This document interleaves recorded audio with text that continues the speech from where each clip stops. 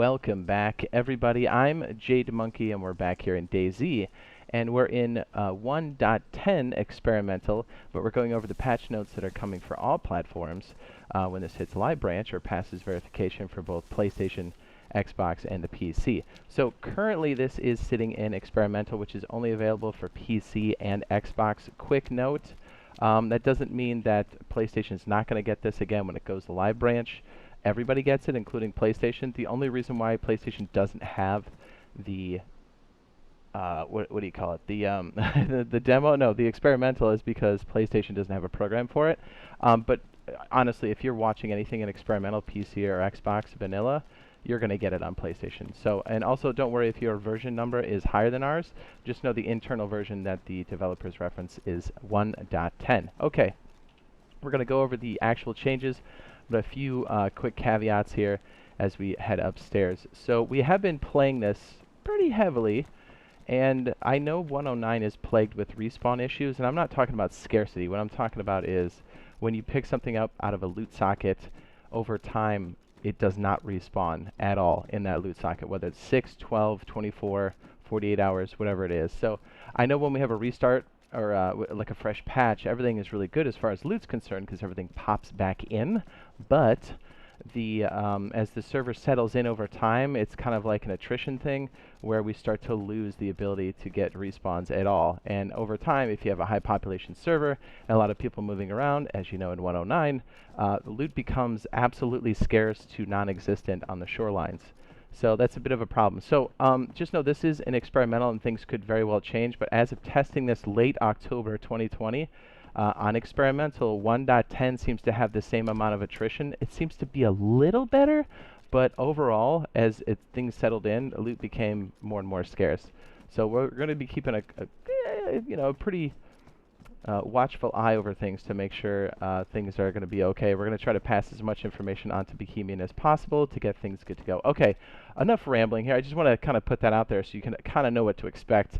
But I really want to go over these changes. Oh, by the way, if you're a new player, I would suggest going to a community server that has increased spawn rates and you know the loot is spawning in for either 109 or 1.10 as it stands now. And again, if things change for 1.10, we're going to let everybody know as far as loot's concerned or any like small minor tweaks or whatever. Okay, so oh, that's so good. Okay, let's tab over. All right, so we had a tweet. This came out.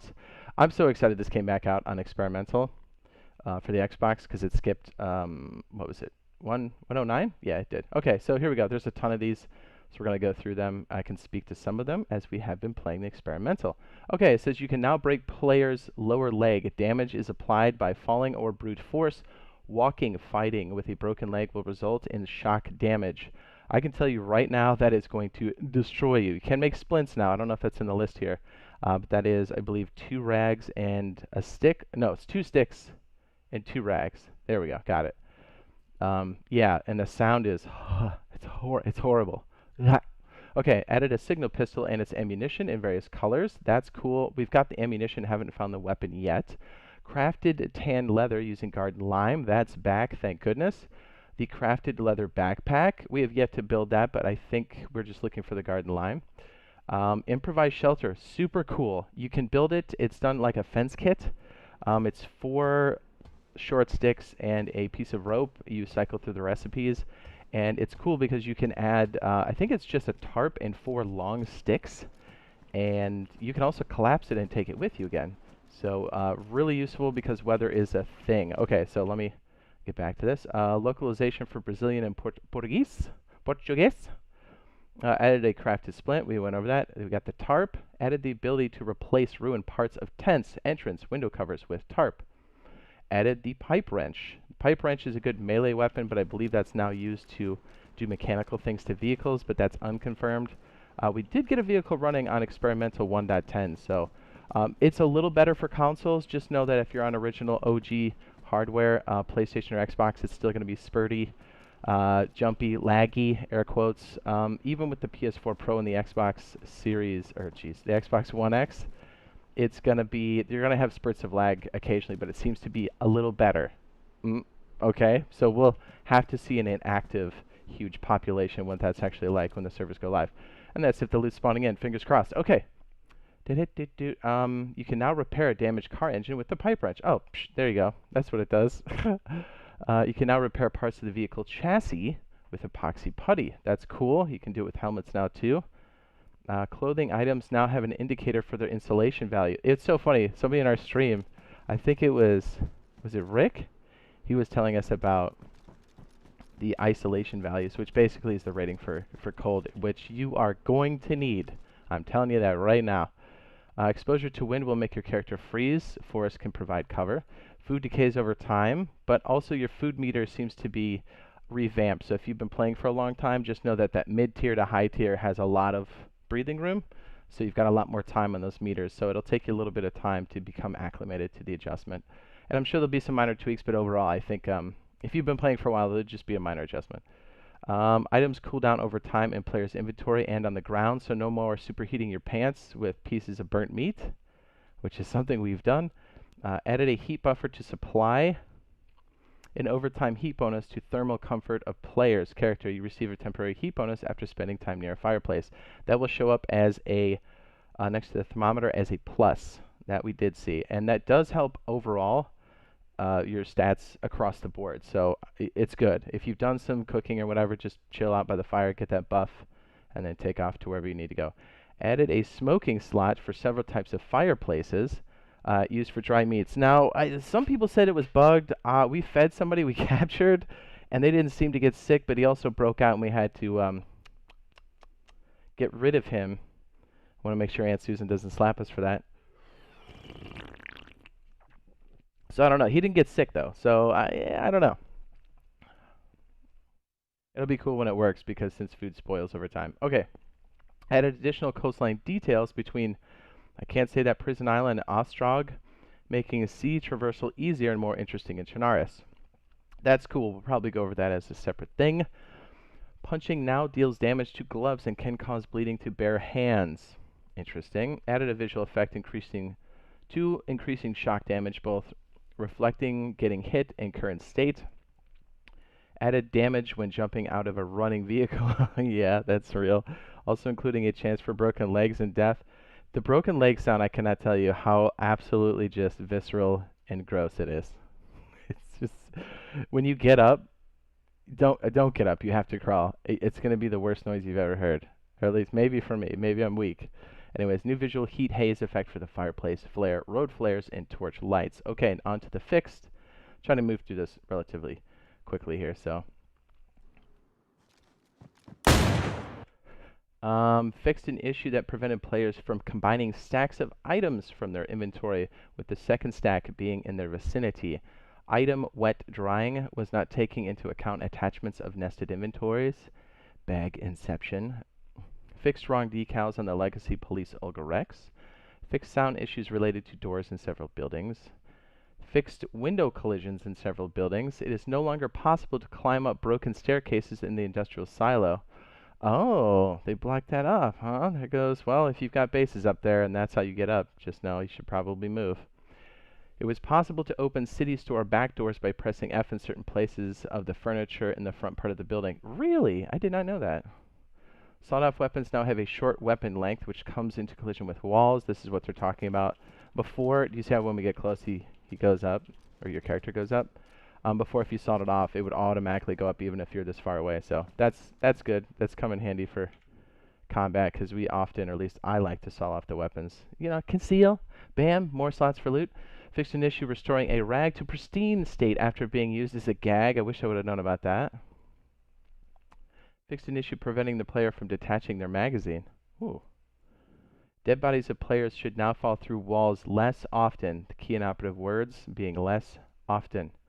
It should now be more intuitive to locate the inventory of dead bodies. It was possible to consume pills and other items that were ruined. Boiled steaks showed a wrong texture. It was not possible to place traps, barrels, and crates on slopes. Fixed a bug causing a stuck item widget. I wonder if that caused desync. Huh. Yeah, because we noticed one of our players, it was Sergeant, when we were doing 1.10. Again, it's experimental, so things can change. you know, along with the loot and some of these bugs. But I noticed when he used his action wheel, he seemed to run into desync issues. He'd have to relog and come back in, and things were fine. But I don't know. Let me know. I mean, if your experience on experimental PC or Xbox, if you're having that too, just, you know, post the comments and be like, hey, this is what we're running into, because, you know, we want this game to get fixed too. It was possible to get sick by drinking, eating when the player had gloves and bloody hands. Ooh, that would be sneaky, right? Well, I mean, it's fixed now. Locked doors were not saved correctly when opened by damage, making them lock themselves again after a server restart. Yeah, people always figure out the stuff. Grass was not flattened when driven over with a vehicle. That's cool. That's now fixed. Water particles were appearing when hitting a player that is on an object above the sea. Fixed various objects placement fixes for both Chernarus and Livonia terrains. The player was able to fish through piers. I did notice that. That was kind of cool. Not gonna lie, we did it. Climbing on an object while it was being deleted could teleport the player. Whoa, that's a huge exploit. Yikes, I'm glad they got that out of there. Adjusted the base temperature behavior to become more authentic. Warm afternoons, cold mornings. Quick note on that. When you're out in the forest and you're taking massive, well, I mean, your supplies, your stats are going down. Try to go in the forest, and if it's really bad, just go indoors. It's an immediate heat boost. I'm telling you, from just playing it for, I don't know, 5-6 hours, that was a nice save for us. So, wind chill, fog, and altitude penalties were not applied to local environment temperature if a player was inside of a building. Oh, wait, no, these are changed. Being under a roof provides a local environment temperature bonus that's then being inside of a building. Okay, cool. So there's like a difference. It's not just pass through this magical invisible barrier and get the buff or debuff. Increase the effect of altitude on local environment temperatures around the player. Remember when I said there's a lot of temperature change and status changes for the player itself? That's one of them. By the way, broken legs, I know this is a bit late, will show up as a broken leg icon, and there's also a splint icon when you have it on there. But balance heat installation values of clothing items. I'm telling you, you're going to trade out items that have better installation values, even if they're bright pink. Also, another quick note, when it's wet, that rating you see for isolation is going to go down. It's a calculated value, so it's a dynamic value. So if it's wet, you're going to see that rating go down, but if you wring it out, you'll see it go back up. You'll see when you get in there, trust me. Inside items inside other items would only get wet when the container was soaked or drenched. Huh. Will only get wet when the container is soaked or... Okay, I'm reading this as if it's the fixed list. Duh. Cloud cover increases the base environment temperature more. The character speed has a longer impact on the overall heat comfort. Oh, okay. The backpack is now taken into account for heat comfort. The armband is no longer. Oh, boo. You can now skin animals with axes, saws, pickaxe, crowbar, and the screwdriver. That seems aggressive, but also welcomed. Clothing will no longer get badly damaged during the initial spawn, thank goodness. Shoes will no longer get damaged during the initial spawn, thank goodness. Adjusted the occurrence of arrows for bleeding in the HUD. Now more progressive instead of nothing and then 3 arrows. They're talking about the chevrons that go down. Your chevrons that go up or down, and then 1, 2, 3 for levels of how bad they are, up or down. Yeah, no bows and arrows yet. Adjusted item drops for animals. Reduce the usability of duct tape for certain items. Again? How could... I mean, what? How could that even be... Okay. Damage individual vehicles will display on the UI when you look at them. That's cool. Vitamin pills can be combined but not split. That's cool. Medication can be split and combined. That's cool. Adjusted lard consumption when cooking. 1 full lard can be used to prepare 8 pieces of baked meat. Ah, they've gotten smart, so there's durability burn when you cook them. Got it. Tools. Damage due to crafting is now consistent across recipes. Oh yeah, balanced tool damage across actions, that's another one. You're going to see that the uses you have for shovels and picks have been reduced from what you're used to, so be wise when you do it. Balance tool damage across all actions. We just got that one. It is no longer possible to dry meat by cooking it on low temperatures, replaced by smoking slot in stoves. Increase the speed of cooking when it's in direct cooking slots. Yes, that's been really nice. Boathouse doors are now 2 thin doors instead of single. Resized heat pack to 1-2 inventory, but for us on console, it's just going to be a whatever the slot cost is, not necessarily loot Tetris. Just putting that out there. Animal meat will fill your stomach more. Animal meat, I can't read. Increase the nutritional value of farm vegetables. That's confirmed. That actually helped us quite a bit. Any drinking, eating with bloody hands bears the risk of infecting the player with salmonella. That's pretty standard, but it's cool that it's more even keel. Higher player character immunity levels are easier to get. Requirements on water and energy lowered as they now correspond to the UI badges too. Huh, we'll have to test that one out too. The influenza disease is generally slower in increase and has slower immune response to it. Really? I have to test that too. Antibiotics, geez, I can't say antibiotics. Why do I always say that wrong? Are now weaker and have a slower tick rate in sync with the disease. Ooh, okay.